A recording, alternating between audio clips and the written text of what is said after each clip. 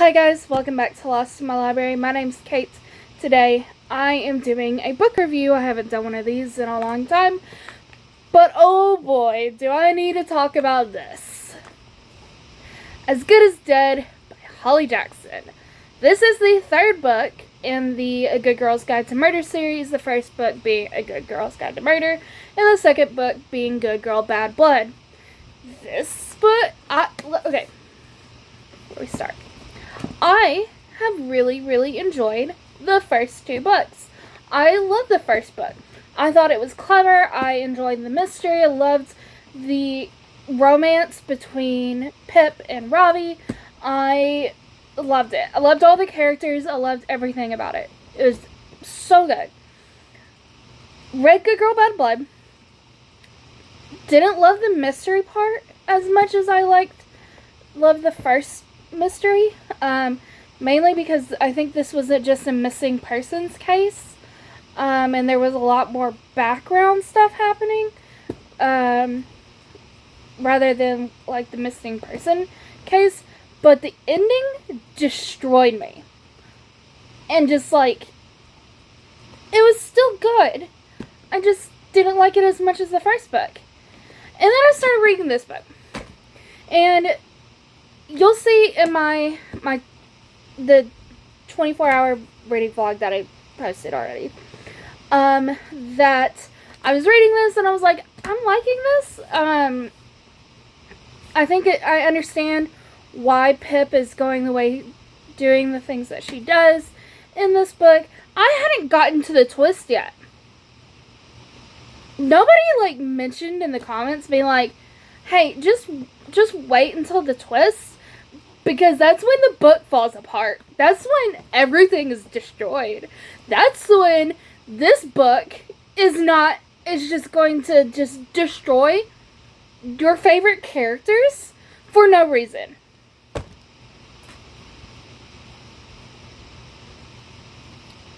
This is going to be a spoiler review, by the way. We're going to talk about... So this is the non-spoiler section. So I'll tell you when I get to the spoiler section. I'll say goodbye.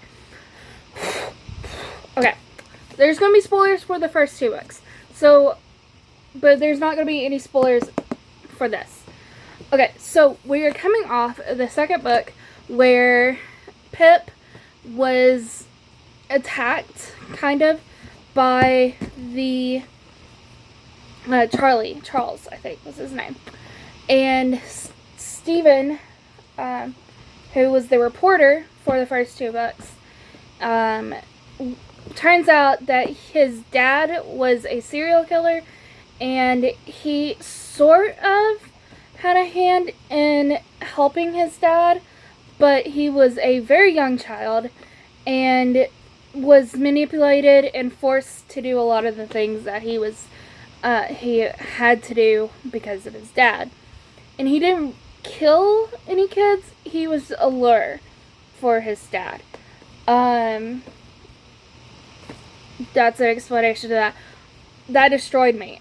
That ending where he died, I was just like, oh my gosh, he did not deserve that. I understand why Charles was angry. I understand why. It hurt. It hurt a lot. But he was innocent. And he was a kid. It's sad. It was really sad. So we're coming off of that. We're coming off of Max Hastings being deemed innocent of sexual assault. And Pip is angry. Pip is very angry. She made the comment that she still believes that Max is not innocent. And she's dealing with the repercussions of that, of slander, libel? Slander or libel, I forget which one's which. Dealing with she's still just angry, very angry. And she gets these phone calls and texts, or she gets phone calls, and she starts getting these messages saying, who's gonna look for you? Wait, hold on. What does it exactly say? Who will look for you when you're the one who disappears? And I was just like, oh, that's so interesting. Like, is Pip going to disappear? Like, she has, up to this point, helped so many people. And, like, and we're starting to see, in this book, we started to see her deep distrust for law enforcement. And she first goes to Detective Hastings, who we've seen throughout the first 2 books, and she's like, listen, I think somebody's stalking me.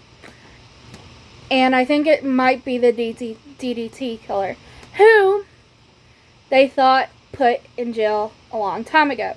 Turns out they put the wrong guy in jail. And she's trying to figure out who the DDT killer is, and everything. And as you can see, there's duct tape. That's his memo, is duct taping heads. And, like, you suffocate and you die. Okay. That ends about halfway through. And then the last half is something completely different. So, this whole part here, all of this, is half the book. That's it. You think this is interesting? Well, this is thrown out halfway through. You thought that was going to be really, really interesting? Like, Pip is going to disappear and, like, there's going to be a whole thing about that? Halfway there. That's it. That's it. That's it. And then the twist happens and ruins it. Ruins everything. The twist ruins everything. And I have a way, I think, that would have made sense, would have made this book better. And I hate saying that. I hate being like, I think I could have rewritten this book better. But this book just... What was Holly Jackson thinking? I don't understand why Holly Jackson chose to do this with the book. I gave this 2 stars, by the way. Hated what she did with these characters. Hated it. I don't understand why people love this book. The last half of this book is so infuriating with what Holly does to Pip and Robbie. And then, you know, the side characters that you've loved for the first 2 books? Not even around. Except for Robbie. Robbie's there, but Robbie's the main character.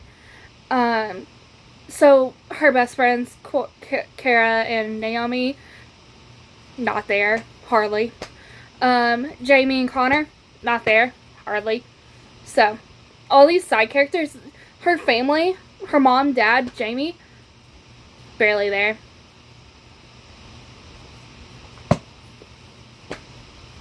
I just...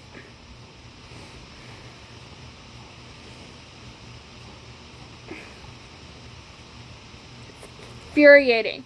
So I gave this 2 stars. First half is okay. And you think it's building up to something interesting. And it kind of does. And then the twist happens. And then it falls apart.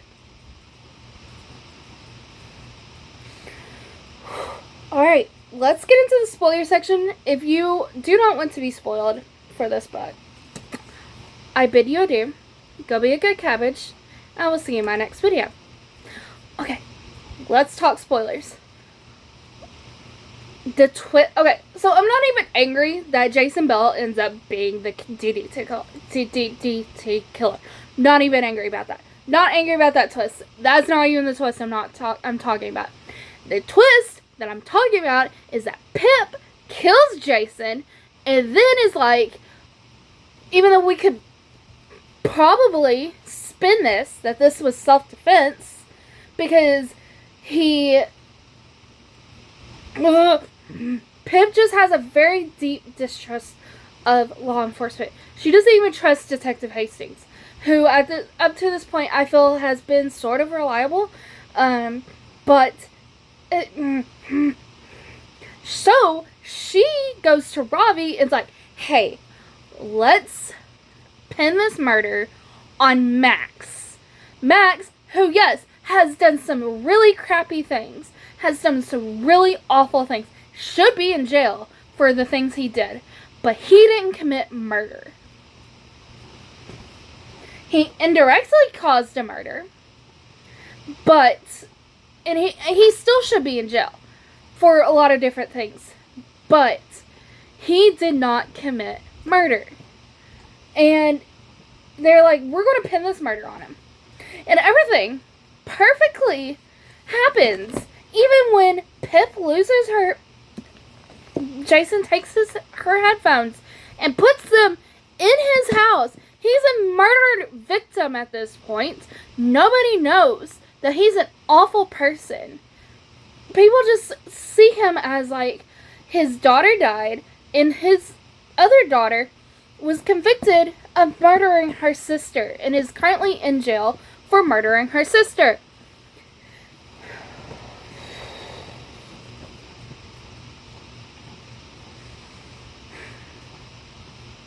Anyway, so there's sympathy there. She murders him because she's just angry at everything. Pip's angry at everything, and it just doesn't feel like Pip. And so she feels like she knows the perfect way of pinning a murder on someone else. But so one thing, also, she is put in the trunk of a car while she's being kidnapped by Jason Bell. I feel like one thing that is known, because I heard about this growing up, that if you were kidnapped, put in the trunk of a car, you knock the taillights out of a car. You can do that in the trunk of a car. Yeah, she's tied up, but like you could still like throw an elbow, throw a foot, like do whatever you freaking can do. Knock those taillights out and be like, hello, I'm in the trunk of a car. It's like, you don't know this? Pip, you are a true crime enthusiast, and you don't know that when you're in the trunk of a car, you like knock those taillights out. And trying to get seen. Oh my gosh. And like, so she gets out. And that's kind of a miracle of how she gets out. But whatever. Suspensions of belief at this point. She gets out. And then she's like, I'm going to murder this guy. Kills him. Even though she probably, maybe, could have defended herself. But she's like, no, I'm not going down that route. Pinning it on Max. Spends the rest of this book pinning the murder on Max. That's the rest of this book. Is pinning the murder on Max. And she's brought Ravi into it. And Ravi being the her being the best boyfriend ever is like, yeah, I'm going to help you. And and then they break up. They break up because she's like, I have to distance myself from everyone, and it doesn't it makes you look more suspicious because of and it doesn't feel like they were perfect in everything, because obviously the headphones thing, so they weren't perfect in everything, and yet they still weren't caught. Detective Hastings was onto them for that, and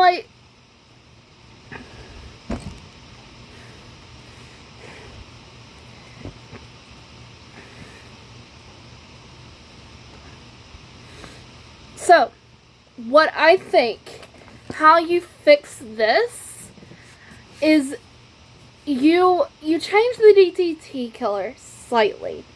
Maybe he holds his, maybe every day he adds another, roll, another strip of duct tape to the face, and he holds you hostage while for that, and then he just, the final strip is, over your nose, and then you can't breathe. Maybe that's it. Maybe he just holds you for a long time. And you change it slightly. You can keep the Jason Bell thing. We'll hold on to that. You can keep everything up to that point. But the line that's sticking to me is, who will look for you when you're the one who disappears? In the rest of the book, up to the point where Pip is kidnapped, takes on the form of her friends, who we love, being the one, like, taking on the formality of Pip, being Pip, basically. And maybe they do the podcast and, like, trying to find Pip and trying to set everything up to save Pip. And so we're following them, and we're also getting glimpses of Pip through this, of her trying to get escaping. But it's mainly focused, the last half would be mainly focused on her friends trying to save Pip. And I think that would have been so much better and just so much more interesting. Holly Jackson, why didn't you think of this? You had this very interesting line of, who will look for you when you're the one who disappears? And you just throw that out. You don't even give them a chance to, like, for anybody. Because she just leaves in, like, a chapter or two and kills the guy. And then the rest of the book is about her pinning the murder on Max, who should be in jail. And it'd just be so much more interesting if, like, maybe Max is in cahoots with Jason on this. Because Max would love for Pip to just disappear, be gone. And maybe, like, he's got it set up to where he, like, can get on her Twitter and make the post being like, I was wrong about Max, all of that. Maybe he got something out of Pip, made Pip say something that he could take and edit and put it on her Twitter, put it on the podcast, to make her sound like she was wrong about what she said about Max. And then in the end, Robbie tries and saves Pip, and, like, maybe gets in trouble, like is caught by Jason and Max. And then Detective Hastings, who Pip has not trusted up to this point, comes in clutch and saves everything. And, like, the distrust that Pip had for law enforcement is sort of healed, or at least this relationship with Detective Hastings, who up to that point hadn't believed Pip, fully comes in and helps mend the problem that he didn't help with. He didn't create the problem, but he didn't help with the issue that she was dealing with. That's what I got. That's how I would fix As Good as Dead. I am so mind-bogglingly... I don't understand why Holly Jackson decided to go the route she did with this book. And it just destroys the characters. I have not been this disappointed in a final book of a series, since Allegiant. That was a decade ago. And I think if I reread Allegiant now, I would like Allegiant. I didn't like Allegiant when I first read it in high school. Don't want to think of those. I don't want to think about high school was almost a decade ago. Was a decade ago. But I think I would like Allegiant now. I'm looking at my shelves, by the way, where Allegiant is. If I reread it. Because I haven't read it in a decade. I don't think I could ever like this book. And it's so disappointing that a good trilogy like A Good Girl's Guide to Murder, the first two books being as good as they were, was destroyed by this trash. I'm sorry, Holly Jackson. It's It's bad. I'm sorry. I'm so sorry, Ollie. I like your other 2 books. 5 Survive. It's up there. And I've heard, well, actually, I haven't heard bad things. I heard bad things about this and how disappointed people were. Read the first half and I was like, I don't understand. And then I read the last half. I'm like, there it is. That's why it's disappointing. It's not widely regarded. Man, I hate that this book was this disappointing. I really do. I really hate it. I hate bashing a series that I loved up to this point.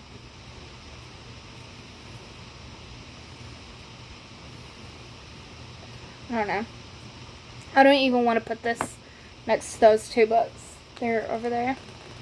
I don't even want to put this trash next to the 2 books that were good. So, anybody want to buy this from me? Like, you can have it. I don't want it. I'm selling it for, like, postage. Give me enough money for postage and I will send it to you. Because I don't want it. And I'd rather not see it. And you'll see it in my April wrap-up, and that's the last time I want to think about this book. Until I make my most disappointing books of the year, because yikes. There's a couple that I'm already like, yeah. This is topping the list. And it's really sad coming off of a month. This month hasn't been great for reading, quality-wise. So it's really sad because last month I think I read the book that is going to be the best book I've read all year. And it's just like, wow, this month has been bad for reading, book quality-wise. Okay. Well, that's another series finished, except for the prequel, which hopefully has happy and not that Pip. So, I thank you guys so much for seeing this rant of a video. I hope you did enjoy. If you did, leave a like, comment, subscribe. Do all the YouTube things. Go be a good cabbage today. Do something kind for someone, even if that is for yourself. And I will see you in my next video. Bye, guys.